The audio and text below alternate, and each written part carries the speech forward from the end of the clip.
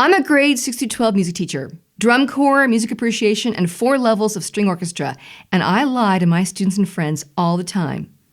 But I'm honest about it. Lie number 1, I don't have any favorite students or teacher pets. Yes, I do. I'm not a computer. I have kids who tumble into class and jabber about their weekend and engage class and raise their hands and have full of great energy and just propel the class towards learning. Of course they're my favorite students, right? I'll get a kid say, so Mrs. Johnson, is Mary your favorite student? I said, well, yeah, she is. She does a great job. And they're like, oh, you can't say that. And I go, I just did. Well, that's not fair. I said, do you want to be my favorite student today? You want to try? Hey, let's look at measure 31. Can you play for us? And we'll listen to how you're playing, and I'm going to help you get better, like right now. Like, well, I don't want to do that. But the thing is even though you have favorites in your class, and the favorites know who they are, and the other kids know who they are, you still have to teach evenly across all personalities, learning styles, who's having a good day, who's having a bad day. And the other thing about favorite students is they're transitory. I'll have a kid like for 2 or 3 years who's just got things going and they're just making class ignite. And then one year they're just like this. And they've outgrown me. Or their brain is just working so hard at the pruning and molding that goes on in the teenage brain. I'm just not the right person for them. So kids come, kids go. I still have some people who are adults. They've graduated years ago that I still hang out with and get a cup of coffee. So some of those favorite students turn into favorite adults. Lie number 2. All right, everybody, one more time.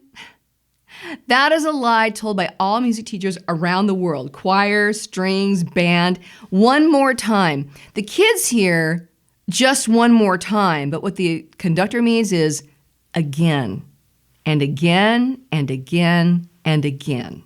Lie number 3. You are my favorite class.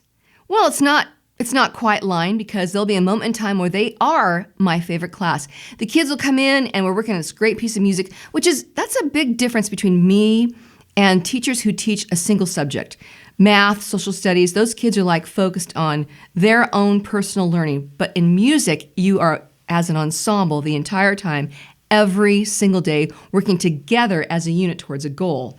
So I'll have a class come in and we've got this great piece of music we're working on, and the newer kids are bringing along the younger kids, and they're just helping each other, and it's just the sound is great, whatever, everybody's super in tune, just whatever reason it is, having a great day. I mean, you might get like 3 or 4 of those days in a row, and I'll just be like, oh, you guys are my favorite class. And they're like, we know, Mrs. Johnson. Well, what they don't know is the very next period I'm having the same experience. I'm having my drum corps, we've got the marimba, we've got the cowbell, we've got the hi-hat, we've got the snares, and everybody's just like putting it together. We're having this great piece of music and we're just having so much fun. I'll go like, you guys are my favorite class. And they go, we know, Mrs. Johnson.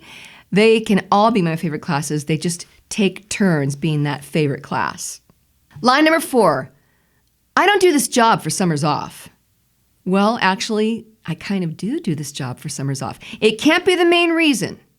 If you approach the teaching profession as like, hey, I'm going to be a teacher and I'm going to have 2 weeks off at Christmas, every holiday off, I've got spring break, maybe another spring break, and summer's off, it's going to be awesome. No. If you don't love this job, the summers off mean nothing. Summers off are a chance for teachers to just recharge and recalibrate and set themselves up for the next year. And by the time summer's over, you're actually really ready to get into it. What teachers have a hard time understanding is the way our culture is set up, where people work 50 weeks a year over year over year, 2 weeks off a year to like just catch your breath. I don't know how and why our culture does that. Line number 5, this job is hard.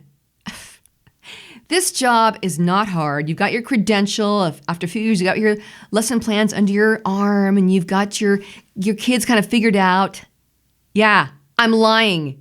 This job is hard, but it's not hard for the reason you think it's hard. It's not because kids can be just really difficult, parents can be demanding, you've got your rules at work. It's because the brain doesn't want to learn. The brain wants to just relax in a hammock, right? It doesn't want to have to like spend energy and resources on having stuff fed to them. Maybe they don't want to learn at the time.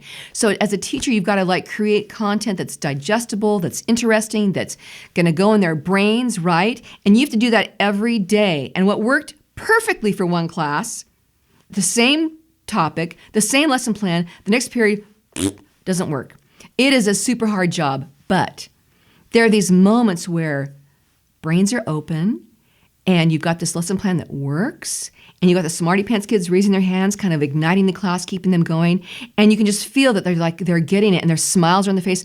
Those are the days you teach for free. Today is day 22,501. Thanks for watching. Hope to see you again soon. Bye.